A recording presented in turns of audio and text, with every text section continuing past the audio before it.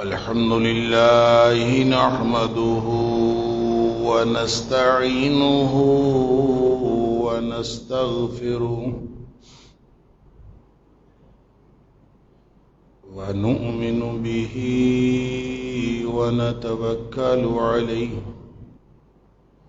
ونعوذ بالله من شرور أنفسنا ومن سيئات أعمالنا من يهده الله فلا مضل له ومن يضلل فلا هادي له وأشهد أن لا إله إلا الله وحده لا شريك له وأشهد أن محمدًا عبده ورسوله صلى الله عليه وسلم أرسله بالحق بشيرا ونذيرا بين يدي الساعة فمن يطع الله ورسوله فقد رشد واهتدى ومن يعص الله ورسوله فقد ضل وغوى فإنه لا يضر إلا نفسه ولا يضر الله شيئا نسأل الله ربنا أن يجعلنا ممن يطيعه ويطيع رسوله ويتبع رضوانه ويجتنب سخطه فإنما نحن به وله أما بعد فإن خير الحديث كتاب الله وخير الهدي هدي محمد صلى الله عليه وآله وسلم وشر الأمور محدثاتها وكل محدثة بدعة وكل بدعة ضلالة وكل ضلالة في النار فأعوذ بالله السميع العليم من الشيطان الرجيم من همزه ونفخه ونفثه بسم الله الرحمن الرحيم والسابقون الأولون من المهاجرين والأنصار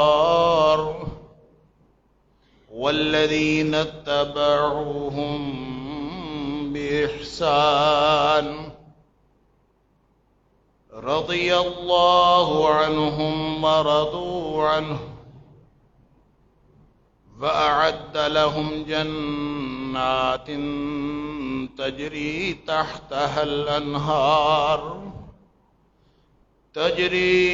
تحتها الأنهار خالدين فيها أبدا ذلك الفوز العظيم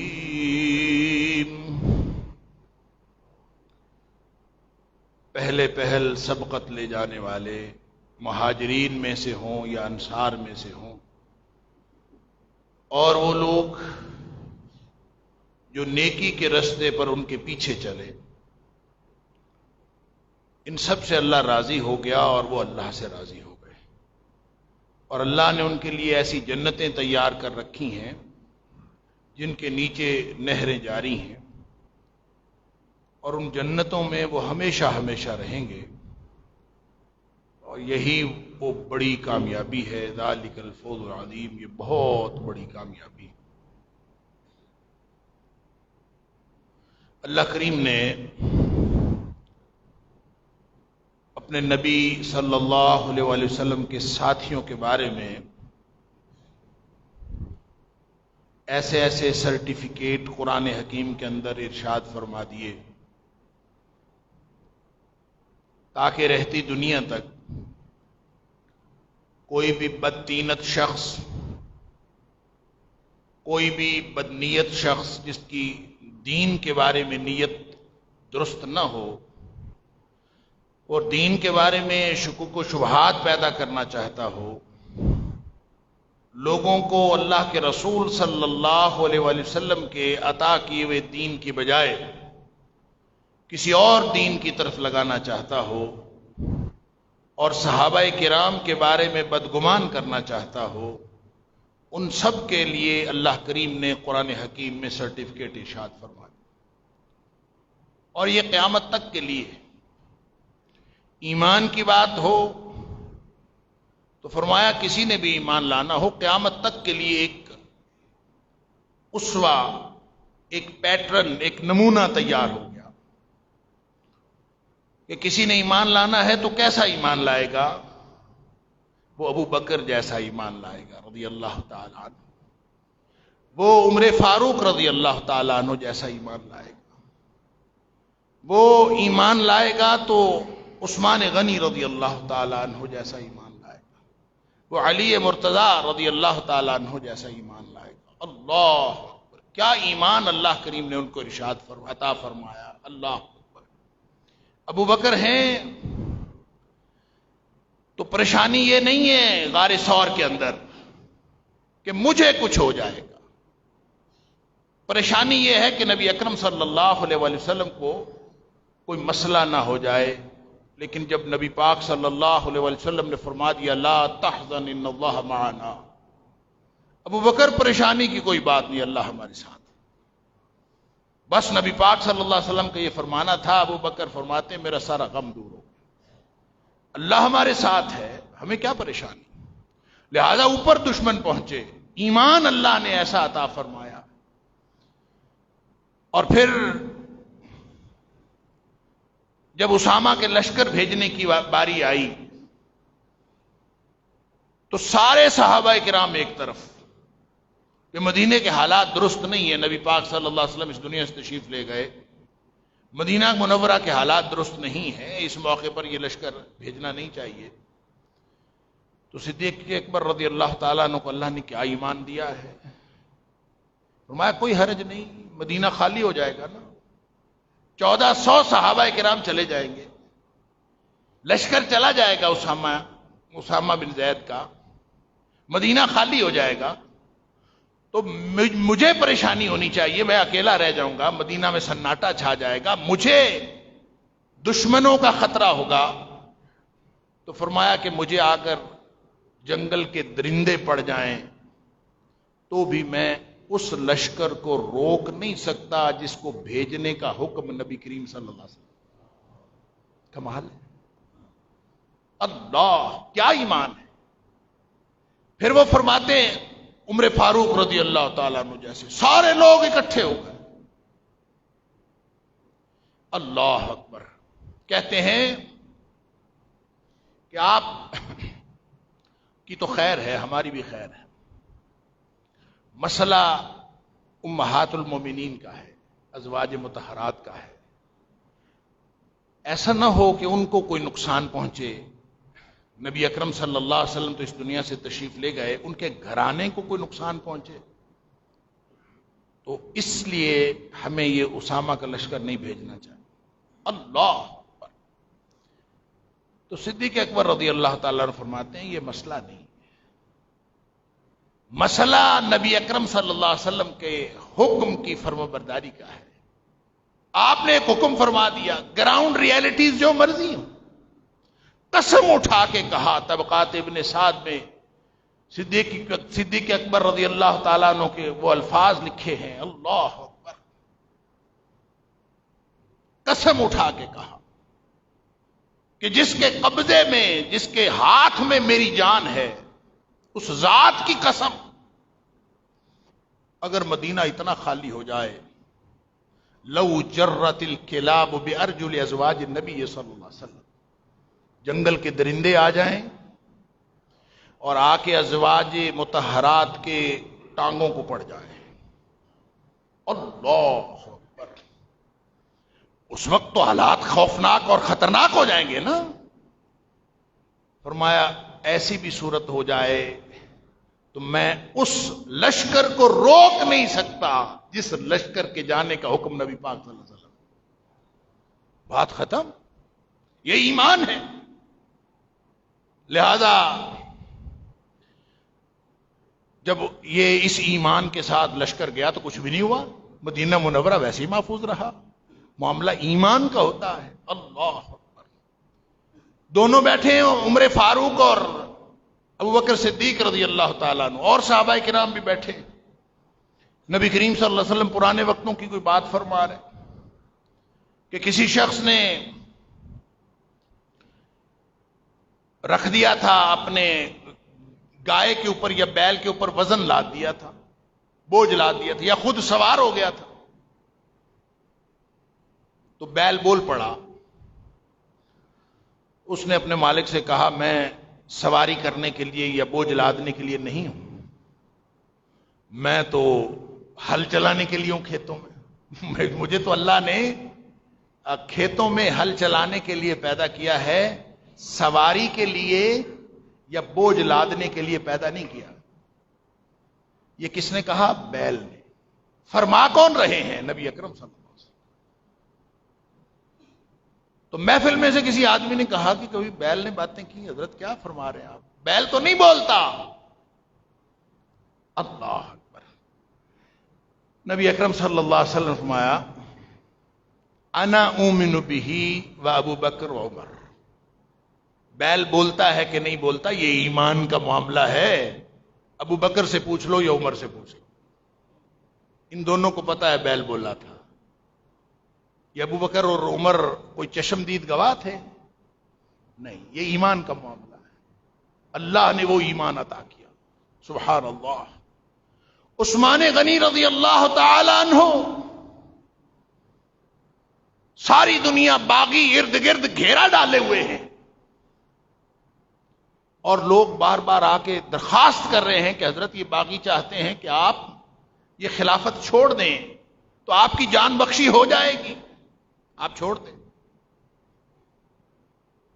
نہیں چھوڑنی تو ہمیں اجازت دیں کہ ہم باغیوں کے خلاف لڑیں۔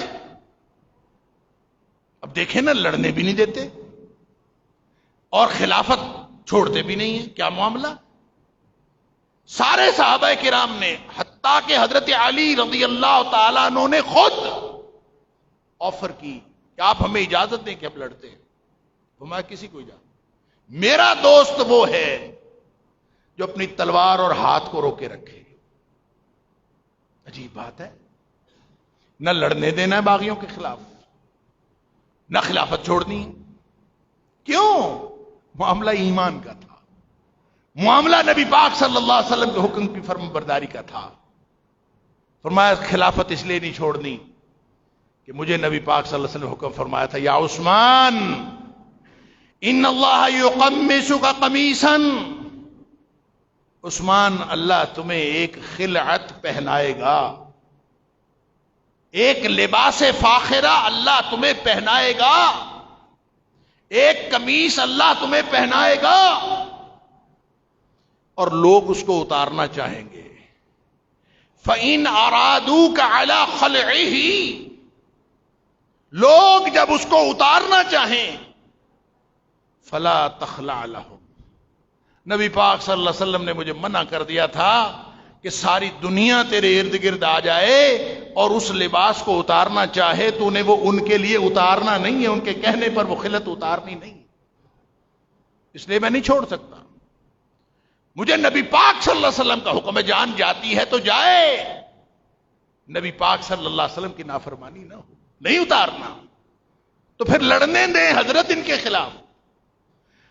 نہیں، فرمایا نبی پاک صلی اللہ علیہ وسلم فرمایا اس سے بڑا بدبخت کوئی نہیں ہے جو میرے شہر کے اندر خون ریزی کا باعث بنے، لہذا میں مدینۃ النبی کے اندر خون ریزی کا باعث نہیں بننا چاہتا، میں ان میں سے نہیں ہونا چاہتا کہ جس کی وجہ سے مدینۃ النبی کے اندر خون ریزی ہوئی، لہذا نہ لڑنا ہے نہ خلعت اتارنی ہے، لہذا اپنی جان پیش کر دی، شہادت پیش کر دی، لیکن چھوڑا نہیں ہے۔ اللہ اکبر علی ھذا القیاس، یہ اللہ نے ان کو وہ ایمان عطا فرمایا تھا کہ قیامت تک کے لیے اندازہ کیجئے علی مرتضی رضی اللہ تعالی عنہ، بس ایسے مثال کے لیے ایک آدھ دے کے میں آگے بات بڑھاتا ہوں۔ نبی پاک صلی اللہ علیہ وسلم نے جب سارے کافروں نے نبی پاک صلی اللہ علیہ وسلم کی قتل کا منصوبہ بنا لیا، دار الندوہ میں میٹنگ ہوئی کہ کوئی حل نہیں ہے سوائے اس کے کہ نبی اکرم صلی اللہ علیہ وسلم کو ہم ویسے ان کا کام تمام، اور کوئی حل نہیں، سارے حل کر کے دیکھ لی، ان کا کام تمام۔ مسئلہ یہ تھا کہ وہ عرب کا معاشرہ تھا، قبائلی معاشرہ تھا، اس قبائلی معاشرے میں اگر ایک شخص قتل ہو جاتا تھا تو اس کے مقابلے میں قبیلہ کھڑا ہو جاتا تھا، اور پھر قبیلہ صدیوں جنگ لڑتا تھا، ایک کے بدلے 20 قتل ہوتے تھے، لہذا اس قبائلی معاشرے کے اندر یہ بڑا مشکل معاملہ تھا کہ ایک شخص کو قتل کر کے پھر اس کا آگ کو ٹھنڈا کرنا بڑا معاملہ خطرناک اور خوفناک جنگ چھڑ سکتی تھی قبائل کی، لہذا یہ مسئلہ تھا۔ اس مسئلے کے حل کے لیے انہوں نے میٹنگ کی کہ یوں کرتے ہیں کہ جتنے قبیلے ہیں عرب کے 12 کے 12، قریش کے جو 12 کے 12 قبیلے ہیں، یہ سارے یکبارگی حملہ کریں اور کوئی کسی پر الزام نہ لگا سکے کہ فلاں قبیلے نے قتل کیا ہے۔ جب اکٹھے قتل کریں گے، یکبارگی حملہ کریں گے، تو اس میں 12 قبیلے شامل ہوں گے، لہذا بنو ہاشم نے بدلہ لینا بھی ہوا تو کس سے لے گا؟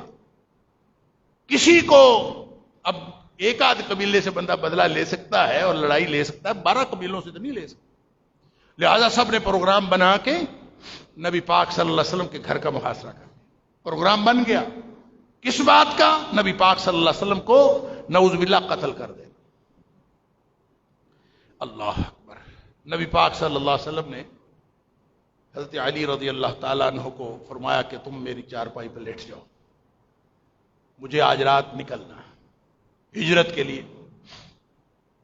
یہ کچھ امانتیں ہیں میرے پاس، اندازہ کیجئے نبی پاک صلی اللہ علیہ وسلم کے دشمن تھے، امانتیں نبی پاک صلی اللہ علیہ وسلم کے پاس رکھتے، تو یہ کچھ امانتیں ہیں میری، یہ میرے پاس لوگوں کی، یہ امانتیں لوگوں کو کے سپرد کر کے تم پھر بعد میں آ جانا، تو میں کل واپس کر دینا امانتیں، مجھے آج رات نکلنا۔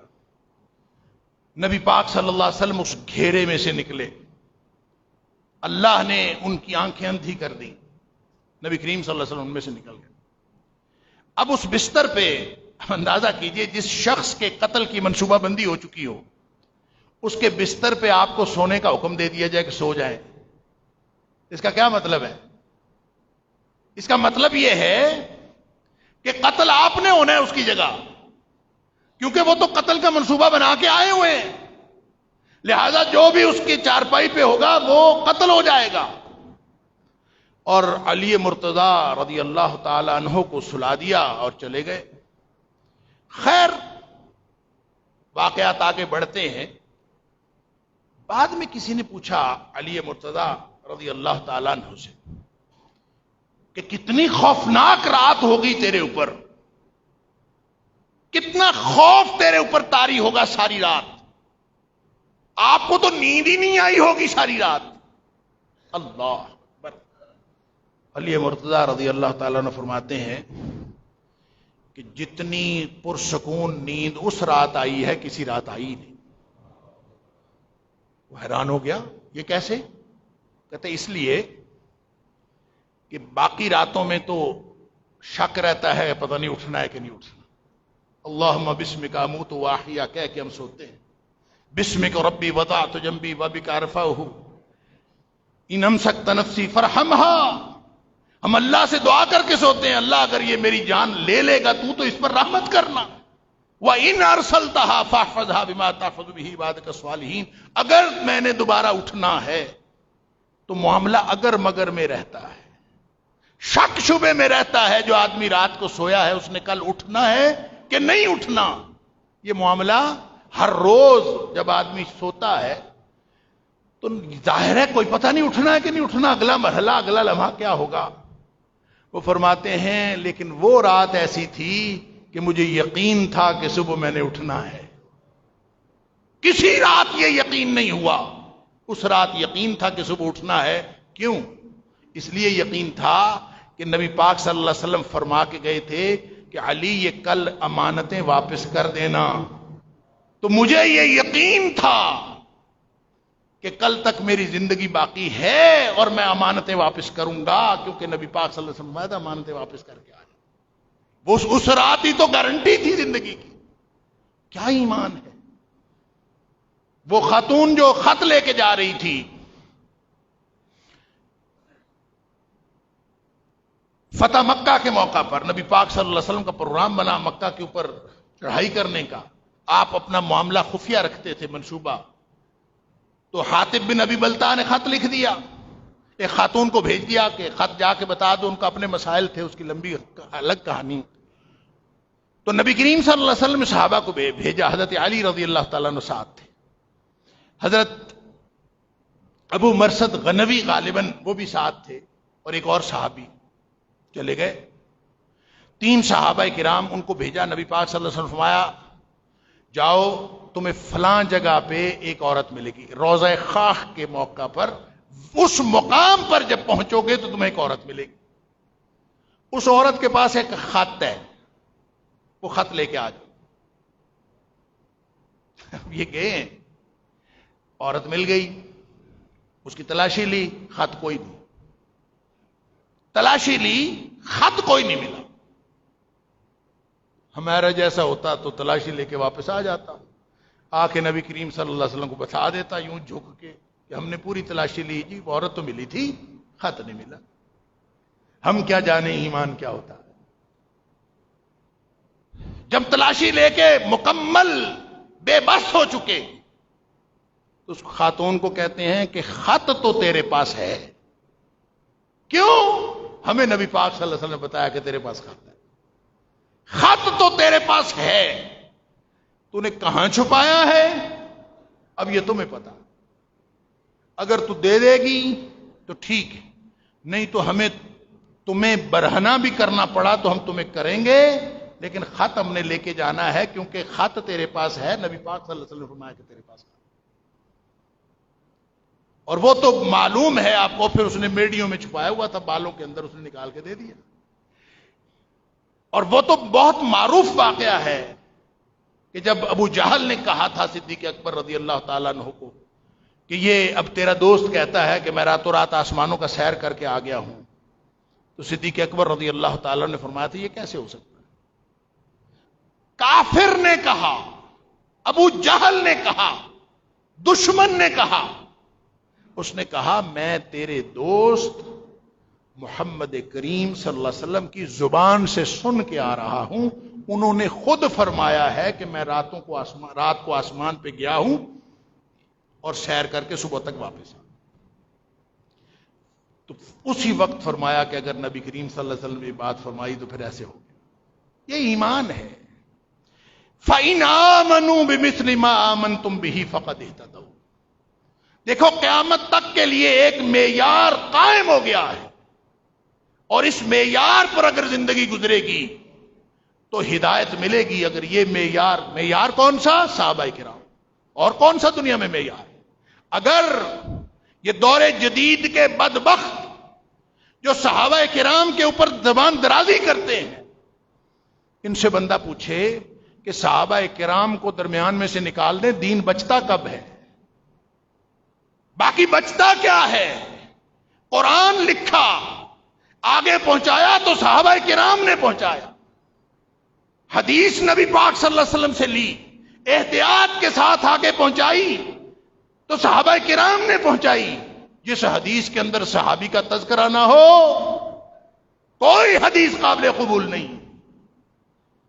تابعی بھی کہہ دے نا، تابعی بھی کہہ دے، یہ محدثین کے اصول ہے، اس کی اپنی ٹیکنیکل باتیں، اپنی تکنیکی چیزیں وہ حدیث پڑھنے والے جانتے ہیں۔ اگر تابعی بھی کہہ دے نا میں نے نبی پاک صلی اللہ علیہ وسلم سے سنا ہے، تو ظاہر ہے تابعی نے تو نبی پاک صلی اللہ علیہ وسلم کو نہیں دیکھا، تو وہ کہہ دیتا ہے حالانکہ اس کی دسیوں صحابہ کے ساتھ ملاقات ہوئی ہو۔ تابعی ہے ہی اس لیے کہ اس کی صحابہ سے ملاقات ہوئی ہے حالت ایمان میں، اور دسیوں صحابہ سے ملا ہو، لیکن وہ نام لیتے ہوئے، حدیث بیان کرتے ہوئے صحابی کا نام نہ لے، وہ کہے کہ میں نے بات نبی پاک صلی اللہ علیہ وسلم کی یہ آگے پہنچا دی۔ محدثین کہتے ہیں کہ یہ حدیث قابل قبول نہیں، اس لیے کہ اس میں صحابی کا نام ہی نہیں، جس صحابی نے نبی پاک صلی اللہ علیہ وسلم سے سنا اس کا نام ہی نہیں۔ اللہ اکبر! جب عثمان غنی نے رضی اللہ تعالی عنہ نے قرآن کی نقلیں کروائی تھیں، وہ حضرت ابو بکر صدیق رضی اللہ تعالیٰ عنہ کے دور کا لکھا ہوا وہ قرآن تھا، وہ مصحف صدیقی تھا، جس کو لکھنے والے زید بن ثابت رضی اللہ تعالیٰ عنہ وہ صدیق اکبر رضی اللہ تعالیٰ عنہ کے حکم پر وہ تیار کر رہے تھے مصحف، لوگوں سے تحریریں لے لیتے، تم بھی لاؤ تم بھی لاؤ، خود حافظ تھے، خود حافظ تھے، قرآن حفظ تھا۔ یہ نہیں کیا کہ مجھے یاد ہے میں لکھ دیتا ہوں، یہ نہیں کیا، لوگوں سے کہا جس جس کے پاس لکھا ہوا قرآن ہے لے آؤ۔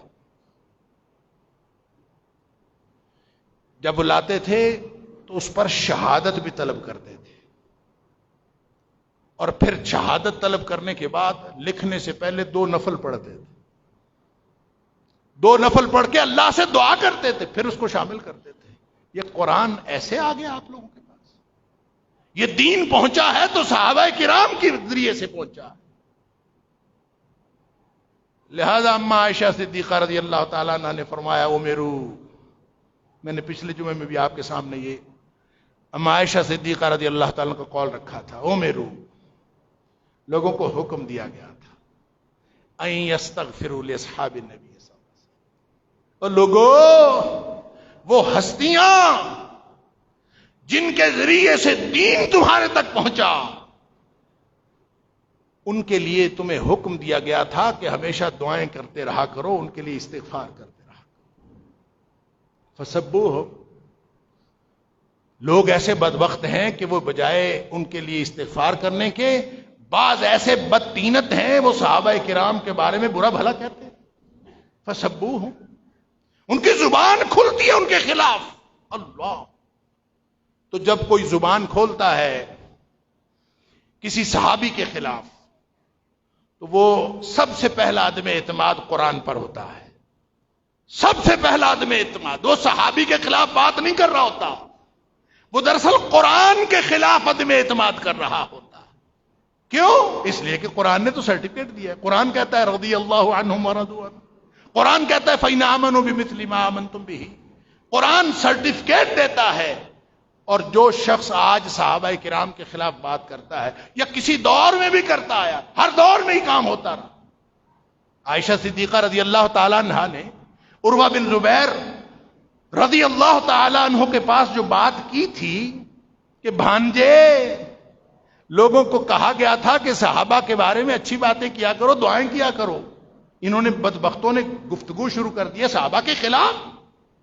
تو اس کا مطلب ہے عائشہ صدیقہ رضی اللہ تعالیٰ عنہ نے یہ دور دیکھا، خود دیکھا، صحابہ نے یہ دور دیکھا کہ لوگ صحابہ کے خلاف باتیں کر رہے تھے۔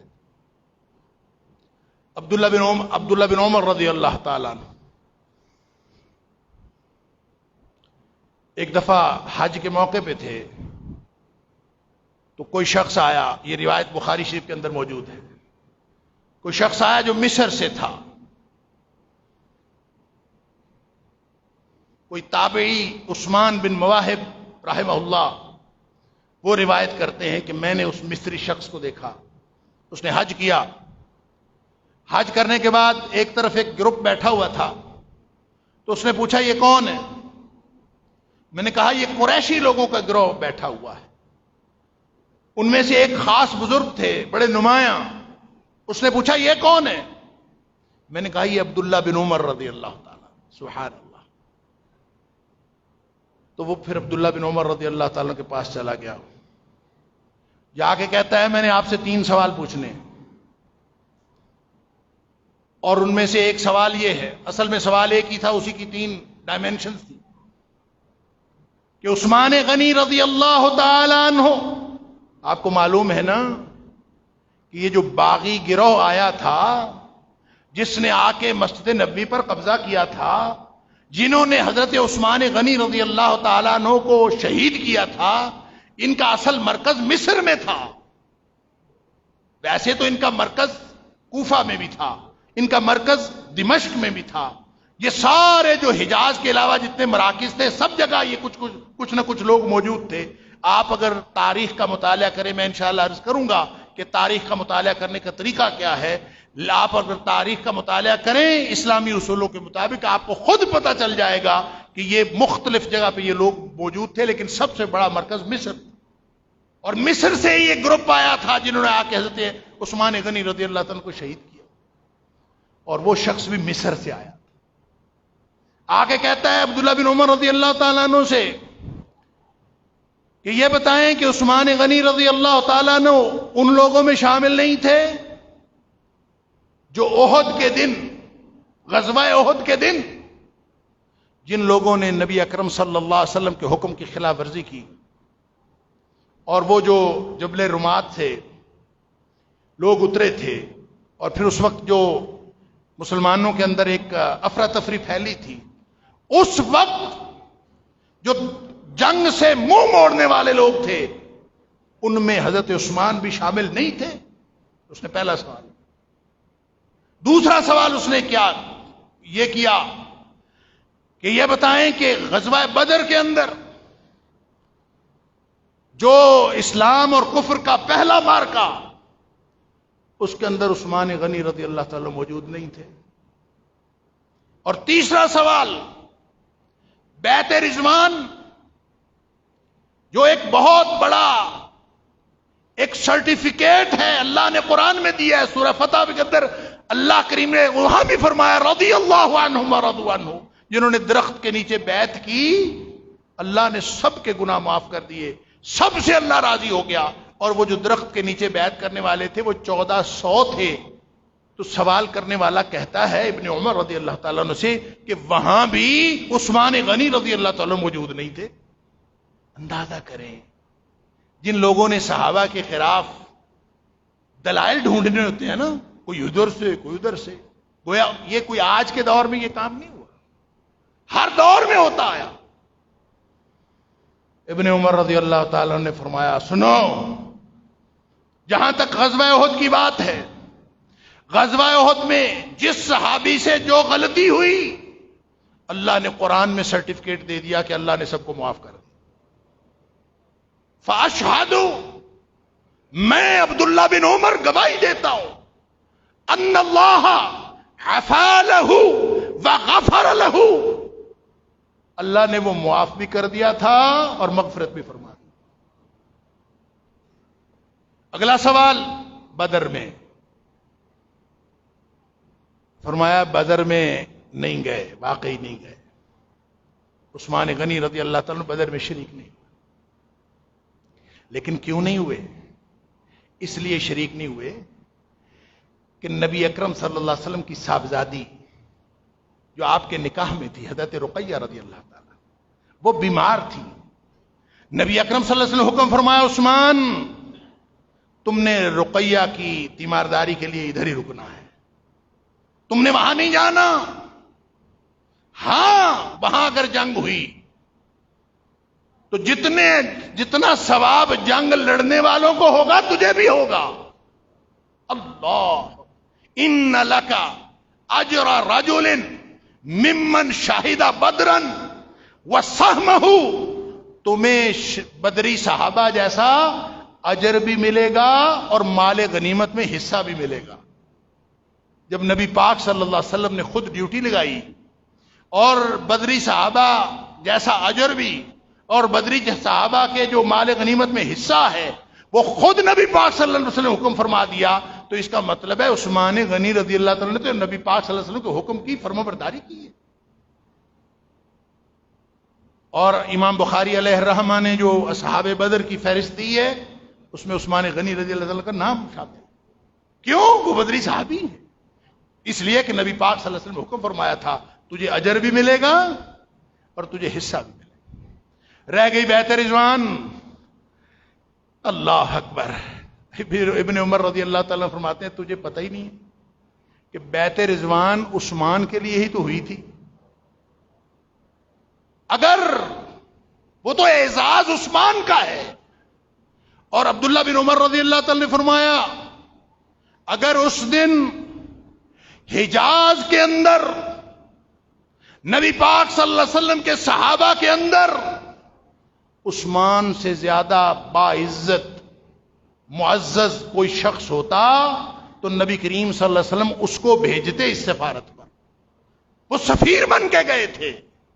لہذا آپ نے جس کو سب سے زیادہ معزز سمجھا اس کو سفیر بنا کے بھیجا. یہ تو اعزاز ہے عثمان غنی رضی اللہ تعالیٰ. پھر انہی کے قتل کی افواہ پھیلی تھی اور انہی کے قتل کا بدلہ لینے کے لیے نبی پاک صلی اللہ علیہ وسلم 1400 صحابہ کرام کو قربان کرنے پر تیار ہو گئے تھے. اور سب سے آپ نے بیعت لی تھی کہ جب تک عثمان کے قتل کا بدلہ نہیں لیں گے ہم واپس نہیں جائیں گے.